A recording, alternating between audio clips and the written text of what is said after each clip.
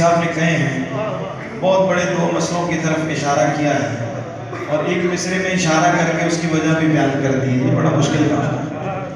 कि कुछ बशर होने के नाते तुझे खुद सा